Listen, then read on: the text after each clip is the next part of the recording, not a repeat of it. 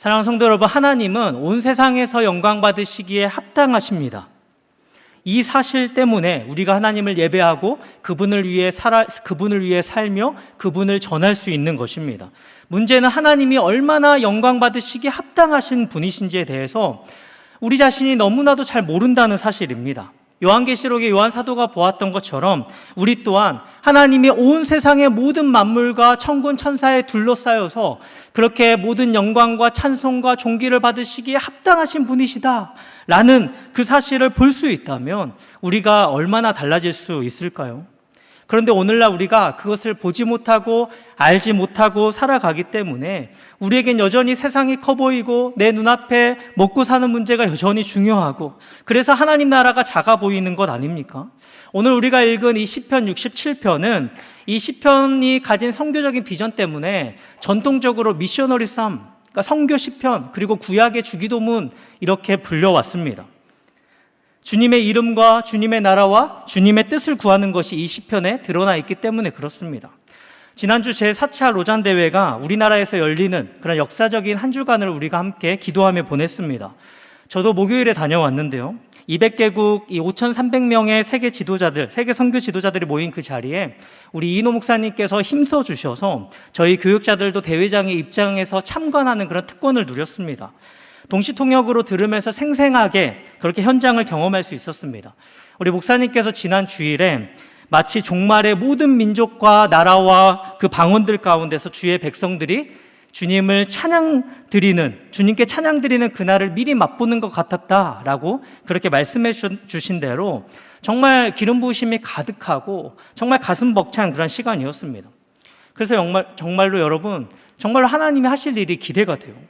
이번 로잔 대회를 통해서 하나님의 선교에 온 교회가 동참하고 그래서 온 땅이 그 주님 음성 듣고 돌아오도록 계속해서 기도하며 나아가는 저와 여러분 되시기를 축복합니다. 사랑하는 여러분, 하나님께서 우리에게 복을 주셔야만 선교를 할 수 있습니다. 오늘 이 시편의 기도는 이렇게 시작합니다. 1절 한번 보시겠습니까? 하나님은 우리에게 은혜를 베푸사 복을 주시고 그의 얼굴빛을 우리에게 비추사. 그러니까 하나님께서 그 시대와 교회를 바라보시며 환하게 웃어주시는 것처럼 느끼지 못했던 것 같습니다. 그래서 그 얼굴빛을 비추어 주십시오 라고 구하는 거겠죠. 우리에게 은혜를, 우리에게 긍휼을 베풀어 주십시오. 하나님 앞에 나아가는 사람은 자신만만함으로 우리 힘으로 할 수 있는 것을 가지고 그렇게 나아갈 수 없는 것이죠. 이 시편 성도는 지금 내 마음에 이러한 선교의 비전이 있어서 내가 이렇게 선교를 한다라고 떠벌리지 않습니다. 그저 우리를 주님 긍휼히 여겨주시라고 그렇게 기도를 하고 있습니다. 여러분, 하나님께서 우리를 긍휼히 여겨주셔야만 우리가 무언가를 할 수 있습니다. 우리가 무언가를 할 수 있다는 것은 전적으로 오로지 하나님의 은혜일 뿐입니다. 그러니 오늘 이 기도는 선교는 우리가 할 수 없습니다 라는 그런 고백이 담겨 있는 것이죠. 우리에게 당신의 얼굴빛을 비추어 주십시오. 교회의 시대를 두 가지로 분류할 수 있을 것 같습니다. 하나님께서 환하게 웃어주시는 시대와 하나님께서 그 얼굴을 돌리시는 시대. 지금 이 시편 성도는 이러한 생각 속에서 지금 기도하고 있는 것입니다. 얼굴빛을 비추어 주십시오. 이 기도는 역사적으로 부흥을 위한 기도, 하나님 우리에게 부흥을 주십시오 라는 그런 기도였습니다.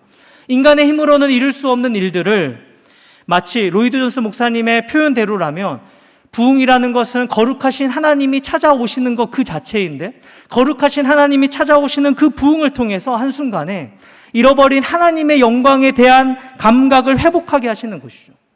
그래서 교회의 영광을 온 세상에, 온 천하에 드러내시고 교회를 통해서 세상에 잃어버린 영혼들이 돌아오게 하시는 그 일을 말합니다. 사랑하는 여러분, 하나님께서 우리가 모인 이곳 광교 지역에, 그리고 우리 사랑하는 조국 대한민국에 다시 얼굴빛을 비추어 주신다면 얼마나 많은 교회들이 다시 살아나고, 그래서 우리가 우리나라와 다른 민족들에게까지 복음의 영향력을 드러내겠습니까? 오늘 시편 성도는 그것을 구하고 있습니다. 오늘 시편 성도가 하나님께서 우리를 긍휼히 여겨주시고 그 얼굴빛을 비추어 주셔야 합니다 라고 간절히 구하는 분명한 이유가 2절에 드러납니다. 우리 2절을 한 목소리로 읽습니다. 주의 도를 땅 위에, 주의 구원을 모든 나라에게 알리소서. 아멘. 우리에게 복을 주셔서 주의 도를 땅 위에, 주의 구원을 모든 나라에게 알려주소서라는 것입니다. 이것이 오늘 시편 성도의 마음 깊은 소원이었습니다. 여러분, 주의 도를 이 땅 위에, 그리고 주의 구원을 모든 나라에 알리는 것이야말로 선교입니다. 오늘 시편 성도는 그래서 고백하고 있습니다. 선교는 하나님께서 교회의 은혜를, 긍휼을 베풀어 주시고 복 주셔서 그 얼굴빛을 비추어 주신 결과다라고 지금 고백하고 있는 것이죠. 사랑하는 여러분, 지난 교회 역사를 보면 정말 언제나 교회가 하나님의 복으로 충만함을 누릴 때에 교회는 놀라운 선교를 감당했습니다. 어떤 나라도 선교사가 그 나라 말로 된 성경을 가지고 들어온 경우는 없지 않습니까? 우리나라는 그런데 선교사보다 성경이 먼저 번역되어서 들어온 정말 그야말로 특별한 하나님의 사랑을 받는 그런 우리 민족인 거 아시죠? 우리 한국교회, 우리 조국교회 초기 역사를 생각해 보면 19세기 말 1884년 당시만 해도 굳게 닫혀진 나라, 그리고 전혀 알려진 바가 전혀 없는 미지와 그 은둔의 땅 조선에 개신교 선교가 시작되었습니다. 복음이 들어와서 이 땅에 교회가 그리고 신학교가 세워지고 1907년 평양 대부흥 운동 이후에 1912년 대한예수교 장로회 첫 총회 때에 3명의 선교사님을 중국 산동성에 파송을 합니다. 여러분 한번 생각해 보십시오. 나라 이름 민족교회가 어떻게 이렇게 복음으로 다른 나라를 섬길 수 있단 말입니까? 그리고 잘 아시는 대로 이후에도 6.25 전쟁 이후에 가장 가난했던 시절 조국교회는 또다시 외국에 많은 선교사님들을 파송했습니다. 그러니 여러분, 이것을 어떻게 우리가 설명할 수 있겠습니까? 힘이 있어서도 돈이 있어서도 아니고 하나님께서 교회에 베풀어 주시는 그 복과 은혜 때문이었던 거죠. 그러니까 선교는 하나님께서 교회에 복을 주신 결과로 일어나는 것입니다. 교회를 통하지 않고서는 잃어버린 세상이 복음을 들을 수 있는 길이 없기 때문에, 우리를 통하지 않고서는 세상이 아버지께로 나올 길이 없기 때문입니다. 그렇다면 여러분, 선교가 될 때 어떤 일이 일어날까요? 모든 민족이 하나님을 예배하게 될 것입니다. 3절과 5절을 보면 오늘 시편의 후렴구인데 정확하게 똑같습니다. 우리 한 목소리로 같이 읽습니다. 하나님이여, 민족들이 주를 찬송하게 하시며 모든 민족들이 주를 찬송하게 하소서. 아멘. 모든 민족들이 하나님을 예배하게 되는 장면입니다. 여러분 기억하실까요? 요한사도가 요한계시록에서 보았던 바로 그 장면, 요한계시록 7장 9절에서 10절은 이렇게 말씀합니다. 이 일 후에 내가 보니 각 나라와 족속과 백성과 방언에서 아무도 능히 셀 수 없는 큰 무리가 나와 흰옷을 입고 손에 종려가지를 들고 보좌 앞과 어린 양 앞에 서서 큰 소리로 외쳐 이르되 구원하심이 보좌에 앉으신 우리 하나님과 어린 양에게 있도다 하니. 아멘. 지금 비록 이 장면을 오늘 이 시편 성도가 요한사도처럼 보진 못했지만 지금 특별한 계시를 통해서 지금 기도를 드리고 있는 겁니다. 이것은 성공할 수도 있고 성공 못할 수도 있는 그런 것이 아니죠.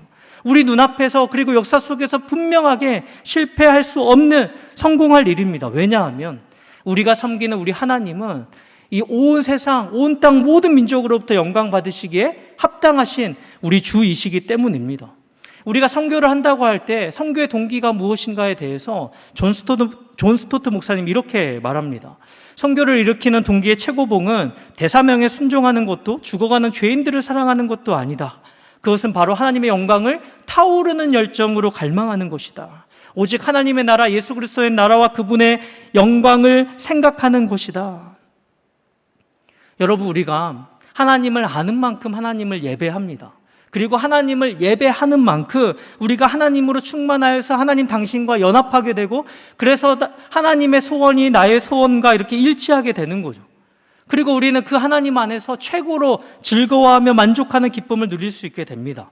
그런데 이러한 하나님의 영광, 이러한 하나님의 기쁨에 함께 동참하지 못하는 세상이 있으니 그들은 아직 듣지 못했기 때문이죠. 그래서 하나님의 영광에 타오르는 갈망, 열정을 가진 이들은 어떤 대가를 지불하더라도 내게 그 사랑하는 존귀한 주님을 전해야겠다라는 열정을 가지고 나아가게 됩니다. 여러분, 다시 한번 이 순서를 한번 기억해 보십시오. 먼저 우리가 그 복을 누려야만 가능한 것입니다. 그래서 여러분, 교회의 목적이 선교입니까? 아닙니다.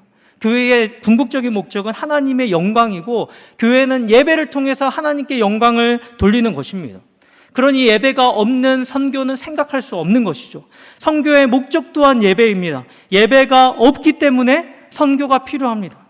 하나님께서 영광을 받지 못하시기 때문에 그곳에 선교가 필요한 것이고, 선교가 이루어졌을 때는 어떻게 해요? 그곳에서 예배하며, 그래서 하나님께서 영광 받으시게 되는 것이죠.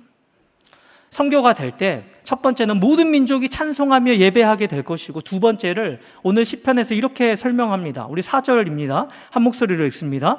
온 백성은 기쁘고 즐겁게 노래할지니 주는 민족들을 공평히 심판하시며 땅 위의 나라들을 다스리실 것임이니이다. 아멘. 먼저 보십시오. 온 백성은 기쁘고 즐겁게 노래할지니, 그러니까 선교의 결과로 열방이 왜 기뻐할까요? 그들도 복음을 전하는, 선교하는 그런 교회와 같이 하나님 안에서 만족하는 그 기쁨을 누리기 시작하기 때문입니다. 선교는 그것을 이루는 거죠. 그리고 하반절을 보십시오. 하나님의 통치가 시작됩니다. 주님이 가르쳐 주신 기도에서 나라가 임하시오며 뜻이 하늘에서 이루어진 것 같이 땅에서도 이루어지이다 와 같은 기도입니다. 그래서 마지막 6절과 7절은 하나님께서 교회에 부어주시는 축복이 어떻게 우리 눈에 보이게 일어나는지를 보여줍니다. 6절을 보면 땅이 그의 소산을 내어주었으니 하나님 곧 우리 하나님이 우리에게 복을 주시리로다. 하나님께서 교회에 헤아릴 수 없을 만큼의 수확을 거두어드리게 하십니다. 그러니까 분명한 것 하나는 하나님께서 자기 백성들에게 부어주시는 축복은 눈에 분명하게 반드시 드러나게 된다는 것입니다. 저와 여러분은 그러한 하나님의 축복을 보여주며 드러내며 살아야 할 그러한 사람들, 그러한 사명이 있는 사람들이죠. 그래서 여러분 어떤 결과를 가져옵니까? 우리 마지막 7절을 우리 한 목소리로 읽겠습니다. 하나님이 우리에게 복을 주시리니 땅의 모든 끝이 하나님을 경외하리로다. 할렐루야. 아멘. 사랑하는 여러분, 오늘 우리도 이 시편 성도와 같은 이 열정, 이 같은 소원이면 얼마나 참 좋을까요? 우리 주 하나님이 영광 받으셔야 하는데 여전히 하나님을 알지 못하고, 그래서 우리 하나님이 영광 받지 못하시는 곳, 못하시는 민족이 있기 때문에 그것이 마음에 한이 되어서 하나님 앞에 기도하는 것 말입니다. 제가 네팔 선교를 다녀온 지 벌써 6주가 되었는데요, 마침 이 오늘 시편 67편을 네팔 선교의 주제 구절로 잡았었는데, 이러한 소원이 선교를 준비하면서부터 그리고 선교를 감당하는 내내 제 마음을 사로잡았습니다. 저 개인적으로는 참 의미가 있었던 것이 이번 네팔 선교가 제 인생의 첫 해외 일정이었습니다. 그런데 그게 어떻게 소문이 돌고 돌았는지 저를 만나는 몇몇 집사님, 권사님들이 목사님 이번에 비행기 처음 타신다면서요? 이러시는 거예요. 제가 처가가 제주도인데 그마저도 아니었으면 정말 큰일 날 뻔했죠.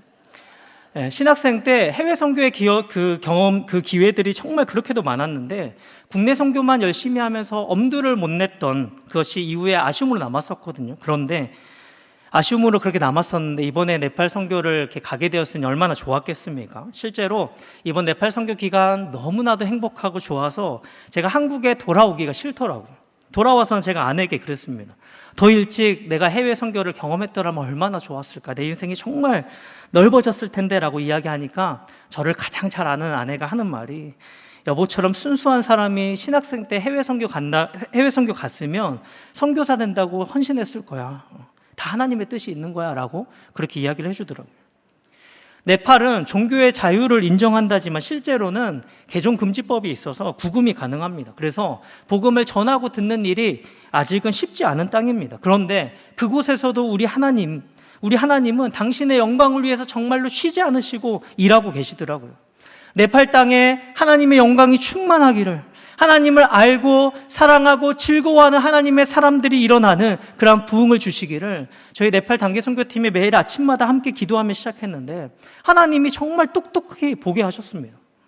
지금까지는 제가 어쩌면 성경 속에서 그리고 책 속에서만 보고 알았던 이 하나님의 영광에 대한 이 열심을 정말 눈으로, 귀로, 손과 발로, 그래서 목도하게 하시고 그래서 제 심장에 새기게 하신 거죠. 그 은혜를 짧지만 3가지 에피소드로 함께 짧게 나누고 싶어요. 하나는 이 네팔 선교를 준비하는 마지막 주, 제 4학년 딸 하랑이가 많이 아팠습니다. 그때는 농촌 선교를 다녀오고 네팔 선교를 앞두고 그때밖에 쓸 수 없는 저의 여름 휴가 기간이기도 했습니다. 후에 알게 됐지만 딸은 이 마이코플라즈마 폐렴이었고 40도에 달하는 고열로 많이 3, 4일간 아팠습니다. 초등부 찬양팀인데 처음으로 여름 캠프도 못 가게 됐으니 참 내 식구 모두 참 속상하고 힘든 시간이었습니다. 그런데 결과적으로는 우리 따님이 아파주신 덕분에 제가 네팔 선교 준비에 매진할 수 있었습니다. 그러니까 현지 교회 예배 설교를 해야 되고 또 매일 아침 기도에 메시지를 준비해야 되고 50페이지가 넘는 이 가이드북을 제작하는 데에 오랜 시간이 필요했는데 이 여름 휴가와 네팔 선교가 이게 겹쳐서 제 마음에 부담이 있는 거예요. 그런데 상황이 이 딸아이가 3, 4일 바짝 엄청나게 아프고서 상태가 나아진 겁니다. 아내와 아이들과의 한 번뿐인 1년에 한 번뿐인 여름 휴가인데 제 마음의 유혹도 찾아오는 거예요. 그 정도면 가족 여행을 갈 수 있을 것 같은데 하는 거죠. 그런데 하나님이 네팔 선교 준비를 충분히 하도록 이 딸아이의 아픔까지도 사용하고 계신다라는 생각을 지울 수가 없어서 순리대로 결정했습니다. 그렇게 충분히 기도하고 준비해서 네팔에 도착했을 때에 깨달았던 거죠. 딸아이가 아픈 일이 아니었다면 저는 분명 여행을 갔을 거고 선교를 준비하는 내내 제 마음이 쫓겼을 텐데 제가 못 움직일 수밖에 없도록 당신의 열심으로 제 삶의 그 시간 속에서 섭리하셨구나. 그러니까 내 딸의 아픔까지도 사용하셔서 당신의 뜻을 선하게 이루고야 마시는 그 하나님의 열심을 찬송하지 않을 수 없었습니다. 두 번째는 둘째 날 이 현직 교회인 구원의 기쁨 교회 예배 가운데서 들려주신 하나님의 음성이었습니다. 이번 네팔 선교에서 정말 감사하고 귀한 경험은 제가 네팔 현지 교회에서 설교할 기회를 얻었다는 것이었는데 통역 설교가 참 힘들더라고요. 우리 성도들 앞에서 이렇게 하는 설교라면 이게 충분히 전달될 내용인데 기본적으로 한번 거쳐서 이게 설교가 되니까 전달되니까 집중력이 떨어질 수밖에 없죠. 문장이 정말로 간단 명료해야 하는 겁니다. 또 하나는 결국은 통역하는 현지 선교사님에게 달린 거예요. 저는 이렇게 길게 물론 최대한 짧게 한 건데 길게 분명히 말했는데 정말 짧게 한마디로 그냥 말씀하시는 거죠. 네, 그게 중요한 게 아니고 이번 이 네팔 선교와 특별히 현지교회 설교를 준비하는 제 마음에 그러한 물음이 있었습니다. 생각이 있었습니다. 내가 믿는 하나님과 그들이 믿는 하나님이 정말로 같은 한 하나님 아버지이실까? 그래서 주님, 제가 네팔 교회와 이 성도들에게 어떤 말씀을 전해야 할까요? 라고 여쭙는데 우리 단기 선교팀과 그리고 현지 교회 성도들이 예수님 안에서 한 하나님을 아버지로 모시는 형제 자매다라는 그 한 성령 안에서 경험하는 그 은혜 주시기를 기도하게 하셨고 준비하게 하셨습니다. 마침내 이 둘째 날 아침에 현지 교회에서 예배가 시작돼서 함께 찬양이 시작됐는데요. 얼굴도 문화도 국적도 말도 다 다른데 이 분명 네팔 찬양의 가사는 우리가 모르잖아요. 그런데 그렇게도 진지하게 이건 분명히 하나님을 경외함으로 찬송하고 있는 거죠. 그러한 네팔 성도들의 찬양의 모습을 보면서 예배 시작부터 은혜를 많이 받았습니다. 그리고 바로 그 순간 주님이 제게 이런 음성으로 찾아오셨습니다. 너 보고 있느냐? 너 보고 있니? 내 사랑하는 자녀들이 나를 이렇게 경외하고 사랑함으로 나에게 찬송하는 내 이름을 높이고 있는 것을 너 보고 있느냐라는 것이었어요. 그래서 제가 이렇게 온 세상에 하나님을 사랑함으로 찬송으로 영광 돌리는 이렇게 온 세상에 수많은 당신의 아들, 딸을 두신 우리 하나님 아버지 참 행복하시겠습니다 라고 그렇게 대답해 드리면서 눈물이 주체할 수 없이 흘렀습니다. 저 맨 가장자리에서 남자 청년 하나가 이게 주머니에 손을 넣고 이렇게 찬양을 부르는데도 그 모습이 이상하게 보이지 않더라고요. 그 모습 또한 하나님을 경외함으로 부르는 찬양인 거예요. 그러니까 얼굴도 언어도 문화도 다 다른데 한 성령 안에서 하나님 아버지 자녀임을 우리가 함께 누리는 시간이었습니다. 마지막 세 번째로 이 넷째 날은 저희가 성경 번역 사무실을 방문했습니다. 우리 이성우 진경희 선교사님은 미국의 성경 번역 선교단체인 위클리프 선교단체 소속입니다. 네팔은 123개의 언어가 있는데 문맹자들이 굉장히 많고 산지 마을에는 번역한 성경이 오랫도록 번역으로 수고해서 주어져도 읽는 게 힘든 실정입니다. 그래서 성경을 활용할 수 있도록 그림으로 또 오디오 음성으로 이렇게 제공해 주는데 6개국에서 모인 이 위클리프 선교사님들이 정말 하나님의 드림팀으로 사역하고 계신 거죠. 저희가 방문한 이 사무실은 미전도 종족인 뚫룽 부족이라고 하는 이 뚫룽 부족에게 뚫룽어로 성경을 번역해서 공급하는데 3달씩 성경 한 권, 마태복음의 달, 마가복음의 달 이런 식으로 한 권의 달로 삼아서 그 책만 읽고 듣고 설교하고 외우고 해서 3달 후에 성경 퀴즈 대회를 하는 거예요. 그런데 이 167구절을 암송해서 3등을 한 놀라시지도 않네요. 167구절을 암송해서 3등을 한 자매가 울면서 고백하는데 우리 마음을 움직였습니다. 네팔 공용어 성경으로는 본인이 2절 이상 못 외워서 나는 쓸모없는 존재라고 여겼다는 거예요, 하나님 앞에서. 그런데 모어로 된 그 성경책을 받아들고 주님 도와주세요, 읽을 수 있도록 도와주세요 하면서 성경을 읽기 시작했는데 어떻게요? 말씀 그 9절 9절이 심장에 콕콕 박히는 것처럼 했다는 거예요. 그리고는 이렇게 고백합니다. 지금은 외운 이 말씀들이 제 심장에서 떠나지 않습니다. 제가 이 설교 시간 관계상 영상을 나누지 못해서 너무 아쉬운데요. 당신을 알려주시기를 기뻐하셔서 우리에게 성경을 선물해 주신 우리 하나님께 그 자리에서 우리 모두가 다 함께 하나님께 감사와 영광을 올려드렸습니다. 놀라운 사실은 마침 그날 아침에 어떠한 말씀을 나누었냐면 우리 하나님은 당신을 우리에게 알려주시기를 기뻐하셔서 하나님을 알게 되면 하나님을 사랑하지 않을 수 없고 하나님을 사랑하는 것은 반드시 어디까지로 나아가냐면 하나님을 즐거워하는 자리까지로 나아가는데 그러한 행복으로 우리를 인도하시는데 하나님은 그렇게 영광 받으신다라고 그렇게 제가 말씀을 나누었거든요. 그리고는 이러한 부흥을 이 네팔 땅에도 허락해 주시라고 함께 뜨겁게 기도했는데 바로 그날 확인해 주신 그 하나님의 열심 앞에서 어떻게 놀라지 않을 수가 있었겠어요. 말씀을 맺습니다. 사랑하는 여러분, 우리 하나님은 온 세상에서 영광 받으시기에 합당하신 분이십니다. 우리 주 하나님이 영광 받으셔야 되는데 하나님이 영광 받지 못하시는 민족이 있기 때문에 그것 때문에 마음이 아파서 우리 하나님 앞에 기도하는 거죠. 그리고 복음을 듣지 못해서 죽어가는 그 이들을 향한 불붙는 마음이 저와 여러분 가운데에 정말 불붙듯이 일어나기를 소원합니다. 여러분, 우리가 누리는 복은 경제적인 번영이 아니라 복음을 전혀 들을 수 없는 민족이었는데 하나님께서 먼저 복 주셔서 그들의 주님의 가라는 명령에 순종해서 그들의 피와 또 그들의 생명으로 인해서 저와 여러분이 복음의 진리를 듣고 알게 된 것 아닙니까? 그래서 내가 하나님을 이제는 알아 사랑하고 예배하며 하나님을 영화롭게 하게 하신 그러한 것보다 더 소중한 복은 없습니다. 우리가 부르신 자리에서 우리를 통해서 하나님의 사랑을 알지 못하는 그 사람들, 모든 사람들이 우리 주님께 돌아오도록 하나님의 선교에 드려지는 복된 인생들 모두 되시기를 주님의 이름으로 축복합니다. 아멘. 우리 함께 찬양하기 원하는데요. 우리 요한 사도가 보았고 또 오늘 시편 성도가 비전 속에서 보았던 그 놀라운 그 비전을 저와 여러분도 함께 믿음으로 바라보면서 이 시간 찬양하고 기도했으면 좋겠습니다.